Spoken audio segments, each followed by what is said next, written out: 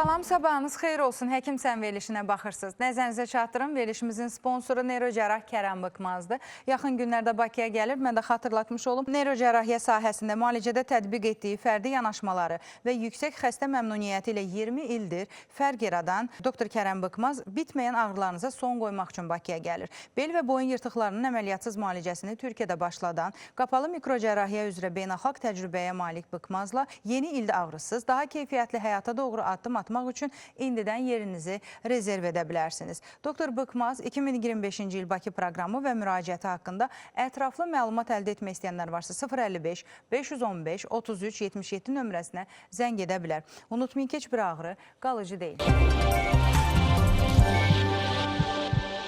Həkim qonağımız nevroloq Jalə Qarayevadır və bir daha xatırlatmaq istəyirəm, nevroloq EEQ üzrə mütəxəssis, Türkiyə Ankara Qazi Universiteti Nevrologiya Kafedrasında çalışmış mütəxəssisdir, peşəkar həkimdir. Nevroloq və ya nevropatoloq sizə necə rahatdırsa elə səslənmək istəyərdim. Jalə xanımla əlaqə yaratmaq istəyənlər varsa, buyurun, müraciətlərinizi edə bilərsiniz.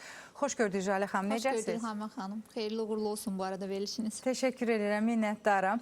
Bilirsiniz, bir çox xəstəliklərə toxunuruq, bir çox ixtisas həkimləri ilə görüşürəm. Amma elə problemlər var ki, həqiqətən də insan orqanizmində organik patologiya olmadan meydana çıxır və bu bizi nevroloq qəbuluna gətirir. Nevrozlardan danışmaq istəyərdik. Bugünkü gündə nevrozun müalicəsi varmı? Ümumiyyətlə, nevroz nədir? Kimlərdə görülə bilər? Bəli, dediyiniz kimi nevrozlar, nevrosik pozuntular həm uşaqlarda, həm də böyüklərdə də çox rast gəlinir. Təəssüflər olsun, kiçik yaşlı uşaqlarda da artıq valideynlərinə deyirlər ki, ürəyim sıxılır, ürəyim döyünür, qorxuram, bu şəkildə narahatlıq.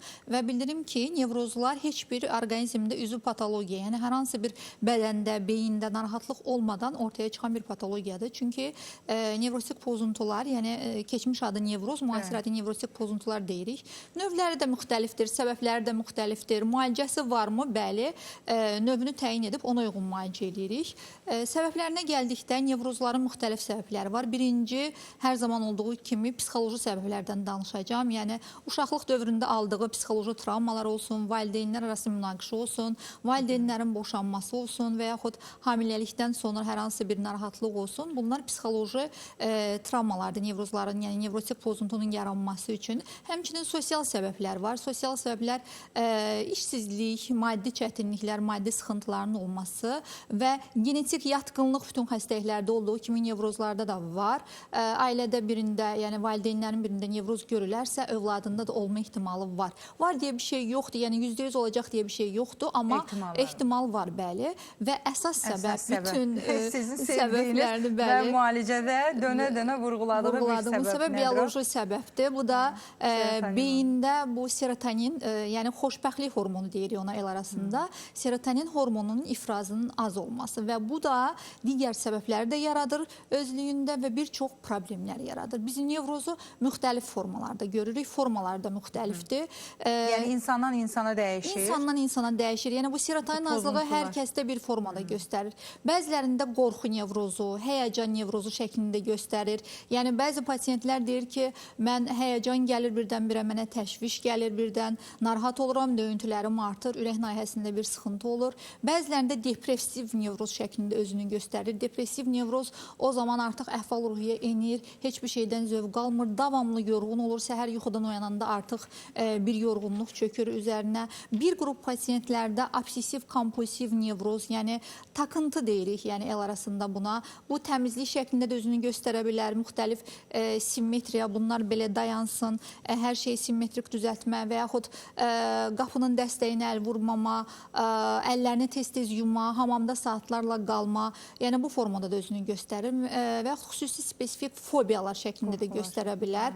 Bu ola bilər ictimai nəqliyyatda hər hansı bir narahatlıq və yaxud qapalı məkan, xüsusilə biz nevroloqlar olaraq, məsələn, pasiyentə deyirəm ki, sizə beyin MRT-si lazımdır. Hər hansı bir şikayətlə yaxınlaşıb, tutaq ki, baş gicəllənməklə yaxınlaşıb və yaxud baş ağrısı ilə yaxınlaşıb, sizə beyin MRT-si yox, doktor, mənə beyin MRT-si deməyin, mən qapalı yerdə qala bilmirəm, narahat oluram və bilirik ki, artıq bunun baş gicəllənməsi ilə yanaşı, buna deyirik klastrofobiya, yəni qapalı məkan qorxusu. Liftdə narahat olurlar, MRT-də narahat olurlar, qapalı məkanlarda narahat olurlar. Sonra nevrozun digər Yəni bəlli simptomlarla gələn insanın müayinəyə göndərəcəyini sırada belə nevrotik Bəli. pozuntularını aşkarlayırsınız. Bəli, yəni əslində başqa bir şikayətlər bildirir bizə. maraqlıdır. Anamnez toplayırıq və orada da yəni bir nevrozun digər Nevrotik pozuntusu olanın əlbəttə ki, organik heç bir səbəb olmasa da, heç bir xəstəliyi olmasa da müəyyən əlamətlər, simptomlar olur. bəli, Olur. onu Bəzən xəstə kimi orqanik göstərə bilər. səbəblər ola, beyində, bədəndə hər hansı bir patologiya ola, nevrotik pozuntular da yanaşı da olur. Yəni hər ikisini birlikdə də görə bilirik.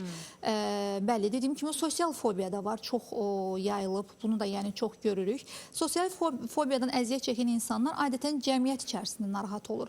Çıxırlar insanlar içərisində hər hansı bir getdiyi məkanda otururlar, hamı mənə baxır, hamı məndən danışır düşüncələri və yaxud mən danışdım, görəsən danışarkən səhv etmədim, görəsən danışarkən artıq cümlələrdən istifadə etmədim kimi narahatlıq. Əslində bu tip sosial fobiyadan əziyyət çəkən insanlara kənardan yoldaşlar, qohumlar deyir ki, çox məsafəli biridir, çox özünə qapanan biridir, çox utancaq biridir. Hansı ki, o əslində sosial fobiyadan əziyyət çəkir, onu da müalicə etmək lazımdır. Dediyim kimi növləri müxtəlifdir. Ayırd edib ona uyğun müalicəsini təyin etdikdə Ətraflı anamnez toplayırsınız əlbəttə, amma müəyyən parametrlər var ki, onları siz yoxlamalısınız qanda Mütləq və s. şəkildə, bəli. Diaqnozu necə qoyursunuz, doktor? Diaqnoz ətraflı müayinə, bəzən qan təhlilləri, laborator müayinə və instrumental müayinələrdən sonra tam olaraq biz diaqnozu qoyuruq və dediyim kimi, yəni formaları çoxdur, amma altda yatan səbəblərdən də, yəni hər hansı, məsələn, tiroid vəzi, yəni qalxanvari vəzi, el arasında zob kimi bilinən, funksiyasının çox olması və yaxud daha çox biz gördüyümüz az çalışması, yəni qalxanvari vəzin az çalışması Hashimoto növündə qadınlarımızda çox görülür. Bəli, nevrotik pozuntulardan əziyyət çəkə bilir. Bəzən də qarışır, yəni pasiyent əslində panik atakdır, boğulması çoxdur və dəfələrlə düşünür ki, məndə zob var. Zob həkiminə gedir, yoxlanır, bir şey çıxmır. Sonunda bir nevropatoloqa, nevroloqa müraciət edir və onda da panik atakın boğulması olduğunu araşdırırıq və aydınlaşdırırıq. Amma boğulma, bir daha deyirəm, hər zaman panik atak səbəbli deyil. Hər zaman nevroz səbəbli deyil. Boğulmanın səbəbləri çoxdur. Bir daha deyirəm, yəni el arasında desək zob və yaxud allergiya özü belə boğulmaya bir səbəb verən bir problemdir. Yəni bir insanı dediyiniz o bütün şikayətlərlə əgər analizə göndərsəz, müayinəyə göndərsəz, kifayət qədər vəsait sərf eləyəcək. Nəticə itibarilə heç nə çıxmayacaq. Sonra deyəcək ki, bu qədər pul xərclədim. Altda yatan səbəb heç bir şey. Sadəcə nevrotik pozuntuymuş. Amma Jalə xanım anamnez topladığı sırada artıq ona məlumdur ki, bəli, bu simptomlar sizdə hansı səbəbdəndir? Kifayət qədər sizə vaxt ayırır. Hər pasiyentə nə qədər vaxt ayırırsınız? Fərqlidir. Pasiyentdən pasiyentə dəyişir. Yəni ortalama. Mən saat yazmıram. Bunu mənim pasiyentlərim bilir. İstədiyi qədər danışacaq. Bəzən məni maraqlandıran suallar olsa daha çox danışacağam. Çox danışa bilirəm. Siz dediyiniz kimi somatik nevroz deyirik ona. Yəni müxtəlif orqanların simptomlarını özündə göstərir. Məsələn, ürək əlamətləri göstərə bilər. Ürək döyüntüləri çox ola bilər. Yəni buna taxkardiya deyirik, tibbi taxkardiyadır. Doktor ürəyim yerindən çıxacaqmış kimi olur və yaxud ürəyim çox çırpınır. Əslində bir kardioloqa biz hər zaman deyirik, yəni buna panik atak demədən öncə mütləq bir kardioloqda olmalısan. Altda yatan bir səbəb varmı, yoxmu araşdırılmalıdır. Mütləq kardioloji problemlər. Çünki panik atak fonunda arterial təzyiqin də yüksəlməsini çox hallarda görürük. Yəni bunun da kardioloji patologiya olmadıqdan sonra biz deyə bilərik ki, səndə nevrozdur. Və yaxud somatik nevrozun mədə-bağırsaq əlamətlərini görə bilərik. İnkar eləyirsiniz. Bəli, mütləq şəkildə inkar eləyirik və yaxud mədə-bağırsaq əlamətlərini görə bilərik. Somatik nevrozda mədə-bağırsaq narahatdır, davamlı yalançı çağırışlar olur, yalançı aklar olur və yaxud həyəcan təşviş fonunda böyük bayra getmə istəyi, ishal. Bunlar da mədə-bağırsaq, yəni somatik nevrozun əlamətləri. Dediyim kimi növlər müxtəlifdir. Yəni burada müalicəsində nələri çox nəzərə alırsınız siz? Müalicəsində hər zaman xəstənin, ona görə yoxlayırıq, müəyyən qan təhlilləri veririk. Burada pasiyentin yaşı çox önəmlidir, pasiyentin cinsi çox önəmlidir, kilosu, yanaşı bir xəstəliyi varmı, şəkərli diabetdən əziyyət çəkirmi, arterial təzyiq yüksəkdirmi və yaxud digər xəstəliklər. Hər hansı bir dərman yazacağımız zaman biz hər şeyi nəzərə alırıq. Hətta allergiyası varmı, yoxmu, ona qədər nəzərə almalıyıq. Çünki pasiyentdən, bəzən pasiyentlər deyir ki, və yaxud bizə zəng edirlər köməkçinin danışarkən, doktor filankəs qohumun filan dərmanı içdi, nevrozdan əziyyət çəkirdi, o yaxşı oldu, amma mən içdim, mənə yaxşı olmadı. Dedim, əlbəttə elə olacaq. Siz orqanizmlər fərqlidir, hər bir orqanizm fərdidir, individualdır, hər kəsdə fərqlidir. Çünki burada dediyim kimi cins faktoru, qadınlarda bu arada deyim ki, nevrotik pozuntulardan, ümumiyyətlə panik atak, depressiyadan əziyyət çəkmək 2 dəfə daha çox görünür. Qadınlarımız daha emosional, daha həssas olduqları üçün kişilərdən 2 dəfə daha çox görünür.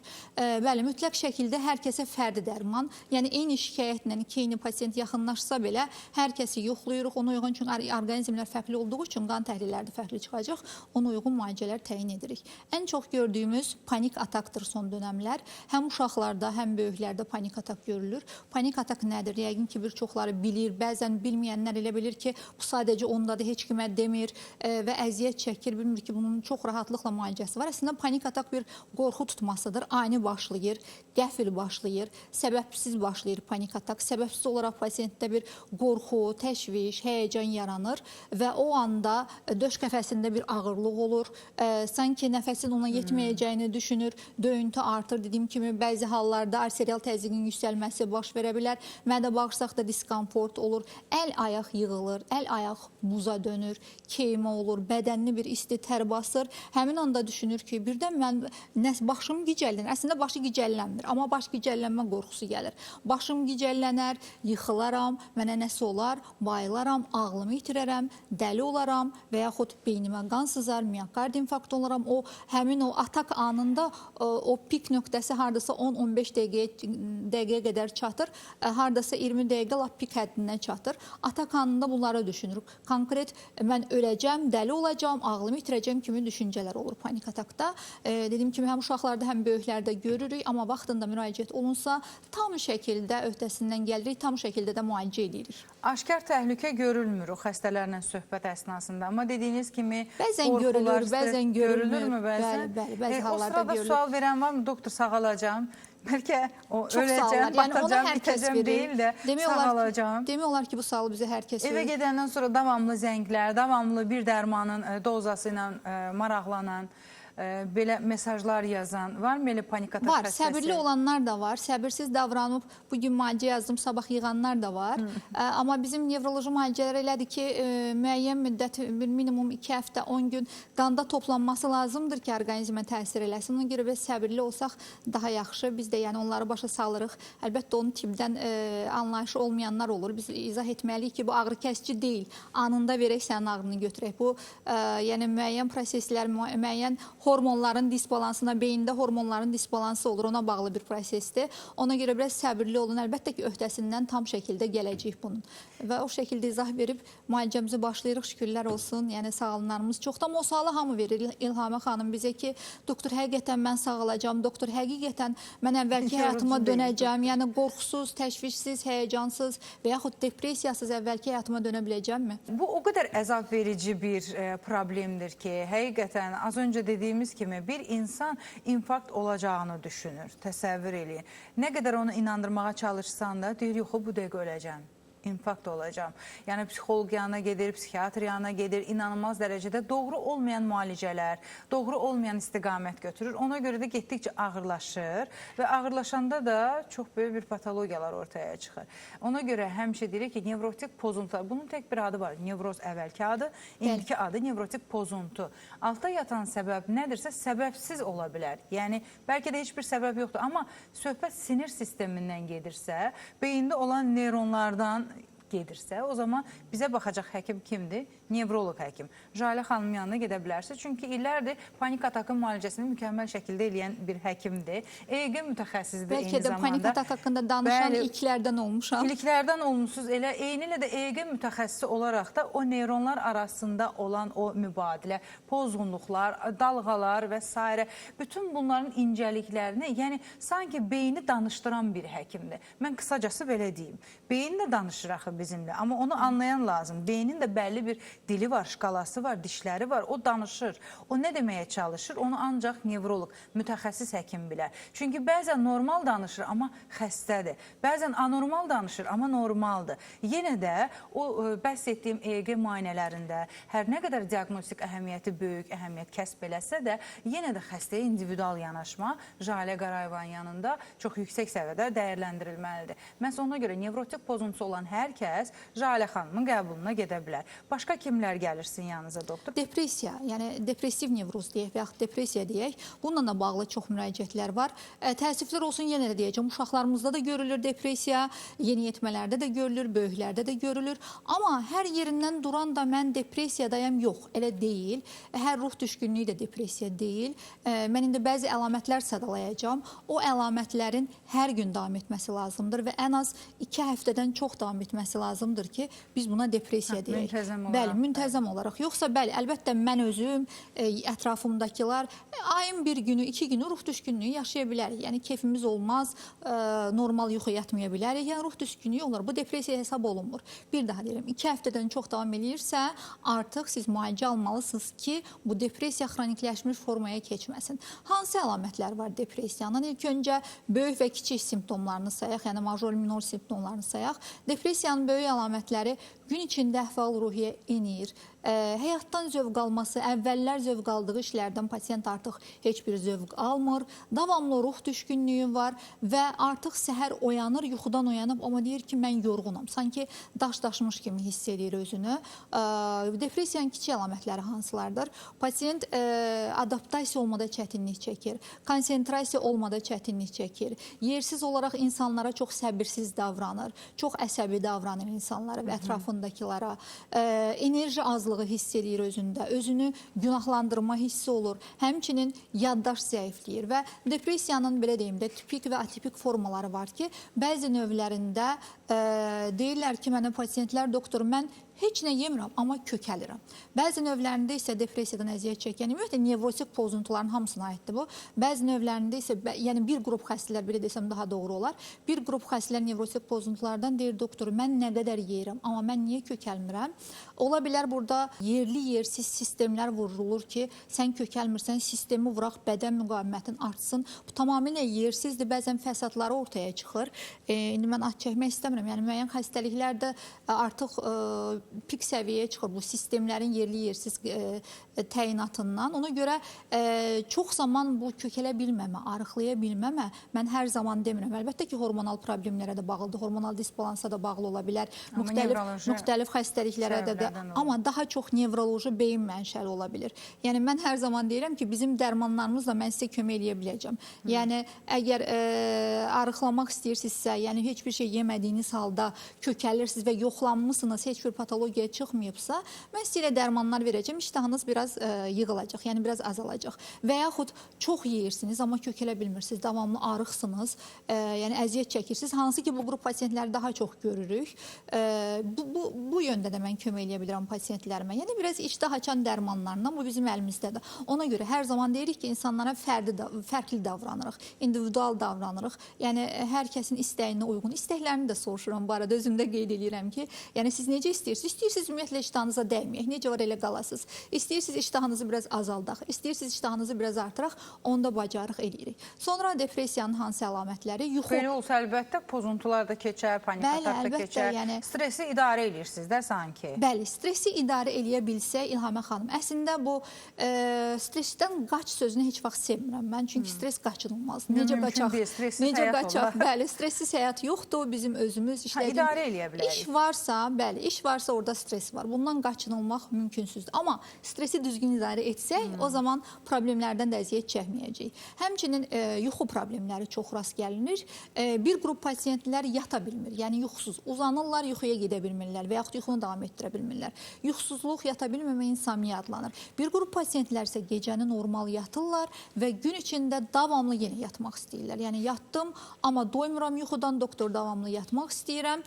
Bu da depressiyanın bir əlamətidir. Bu da tam şəkildə dediyim kimi müalicə eləyirik və vaxtında müalicə olunun ki, yaş fərq eləmir burada, yaş qrupu. Vaxtında müalicə olunun ki, depressiyada xronikləşmiş formaya keçməsin. Ən təsirli müalicə depressiyalarda da, panik atakda da, pozuntularda da dərman müalicəsidir, amma doğru şəkildə. Doğru. Həkimin qeyd elədiyi kimi doğru şəkildə anamnez toplanacaq, xəstə ətraflı müayinələrdən keçiriləcək. Çünki biz ora, yenə deyirəm, elə simptomlarla gəlirik ki, ürək döyüntüsü, yəni bu sadəcə qorxu deyil ki, mən infarkt olacağam. Məni infarkt, o fikri məndə yaradan ürək döyüntüsü aritmiya var, taxikardiya var. Bunlar inkar olmalıdır kardioloq tərəfindən mütləq şəkildə. Yəni sən elə nevrozsan, panik ataksan, xeyr, belə bir şey yoxdur. O qədər bəsit deyil bir insana sən nevroz və ya nevrotik pozuntun var demək. İnsan var ki, heç bir söz, heç bir ifadə işlətmədən belə öz-özünə başlayır əsəb keçirtməyə. Yəni bunun özü bir stresli və onun pik həddə çatması yenə də bu stresin idarə olunmaması səbəbi ilədir.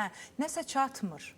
Orqanizmdə hansısa komponent çatmır. Deməli, bunu yerinə qoymaq, həkimin dediyi kimi 10-15 günümüzü alacaqsa, yenə də dərman vasitəsilə hansısa molekula ilə olacaq. Biraz özümü elə deyirəm, amma bir çox pasientlərdə doktor 2 gündə, 3 gündə mən artıq effekti gördüm, deyirəm nə gözəl. Mən yenə də özümü sığortalayım, bir 10 gün, 2 həftə deyim, amma yəni ümumi olaraq nəticə istər təşviş həyəcan pozuntularında. Bu da plasebo effektidir də. Bəli, ola bilər. Yəni biraz həkimin danışığı da pasiyentə çox təsir etdiyi üçün plasebo effekti ola bilir. 2 gündə əlbəttə ki, o effekt olacaq. Dərmanın təsiri daha tezdir. Bəli, eynən. Bu neçə gün çəkəcək? 2 həftə.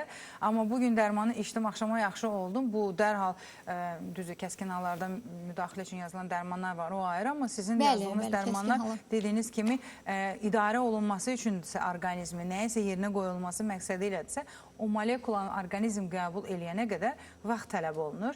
Amma nə yaxşı ki, müalicənin effektini görmüş olurlar. Kimlər müraciət eləsin? Bir daha xatırladaq, doktor. Ümumiyyətlə, nevrotik pozuntularla bir daha deyirəm, təşviş həyəcan pozuntuları varsa, davamlı boğulma, nəfəs darlığı, döyüntü, ürəyim yerindən çıxacaqmış kimi olursa, döyüntüm artırsa və dəfələrlə kardioloqa getmişəm, məndə patologiya tapmırlarsa, bu ola bilər sizdə panik atakdır və yaxud ruh düşkünlüyü, depressiya varsa, adaptasiya ola bilmirsiniz, konsentrə ola bilmirsiniz, yaddaşınızda bir zəiflik varsa, yuxu problemləriniz varsa, yuxusuzluq varsa və yaxud çox yatırsınızsa, gün içində də yorğun olursunuzsa və yaxud cəmiyyət içində özünüzü narahat hiss edirsinizsə, davamlı digərlərinin səni mühakimə etməsini düşünürsənsə, davamlı səhv etməkdən qorxursansa və dediyim kimi digər əlamətlər, mədə bağırsağı dəfələrlə yoxlatmışsınız, endoskopiya olmuşsunuz, mədə bağırsağınızda bir problem yoxdur, amma yenə də mədə bağırsağa verən bir simptom varsa, bilin ki, beyin ən hündürdə olan orqanımızda və hər yer beyinlə idarə olunur. Ona görə birinci növbədə beyin, yəni nevrologiyadır. Bu nevrologiyada hər zaman mən deyirəm, ilk gələndə pasiyentə demək olar ki, nevroloji bir check-up edirik.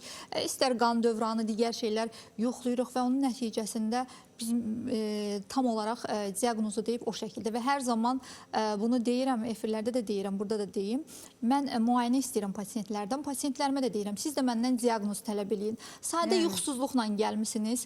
Effekt tələb eləyin. Bəli, 30 yaşınız var və yuxusuzluqla gəlmisiniz. Mən elə dərmanı yazım, sizi yola salım. Yox, elə deyil. Məndən soruşun ki, ay Jalə xanım, mən niyə yatmıram? Niyə mən 30 yaşında, 40 yaşında digər insanlar yatır, amma mən yuxusuzluqdan əziyyət çəkirəm? Mən mütləq şəkildə sizə səbəbi deyəcəm, o şəkildə müalicəni yazacağım. Çünki yuxu üçün verdiyimiz bəzi dərmanlar, yəni hər zaman yuxu gətirici vermirik. Bəzən insanın serotonini yoxdur, yəni xoşbəxtlik hormonu yoxdur da melatoninə çevrilə bilmədiyi üçün yata bilmir. Biz səhər dərmanı, serotonini artıran dərmanlar adətən səhər təyinat verildiyi üçün səhər verir və bir müddət sonra yuxusu da düzənə düşür, hər şey qaydasına düşür. Ona görə bir daha deyirəm, hər zaman məndən diaqnoz tələb eləyin, soruşun. İstənilən xəstəlikdə, istənilən nevroloji problemlərdə, istər epilepsiyanın növləri olsun, yaddaşım niyə zəifdir, ay doktor, soruşun məndən. Mənə deməyin ki, doktor mənə bir yaddaş dərmanı yazın, elə bir şey yoxdur. Hər kəsdə yaddaş zəifliyi varsa, səbəbi başqadır. Mütləq araşdırılsın, o şəkildə sizə dərman müalicəsi yazılsın. Müalicə taktikaları da fərqlidir. Hər kəsin, yəni hər həkimin öz xəstəsinə individual yanaşması və protokol üzrə təyin elədiyi dərman qrupları var. Bəzən bir neçə dərman qrupu təyin edir həkim. Çünki unutmayaq, bunu biz öz başına müstəqil şəkildə yazıb, daha doğrusu alıb istifadə eləyə bilmərik. Niyə? Çünki dərmanların da bir-birinə qarşılıqlı təsiri, eyni zamanda orqanizmə yan təsiri var. Məhz ona görə həkimin dediyi kimi ətraflı anamnez, müayinələr və dəqiq diaqnoz nəticəsinə uyğun olaraq müalicənin effektini görmüş olacaq. Doktor, təşəkkür edirəm gəldiyinizə görə. Mən sizə təşəkkür edirəm. Xoş oldu sizinlə söhbət, minnətdaram. Çox sağ olun, minnətdarım. Siz sağ olun. Bir daha xatırladım, nevroloq, EYQ üzrə mütəxəssis, Türkiyə Ankara Qazi Universiteti Nevrologiya kafedrasında çalışmış bizim sevimli Jalə Qarayeva həkim sən verilişinin qonağı idi. Müraciət etmək istəyənlər varsa telefon nömrələrini qeyd edeyim. Təşəkkür edirəm. Lady Şarm mağazasına təşəkkürümü bildirim. Xanımlar, sizlərə səslənmək istəyirəm. Çünki bilirsiniz, ara sıra tərzimizi dəyişməklə gözəl görünməyə çalışırıq.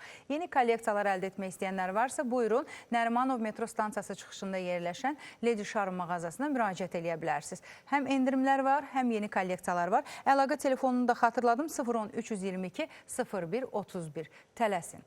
Bugünlük bu qədər. Hələlik.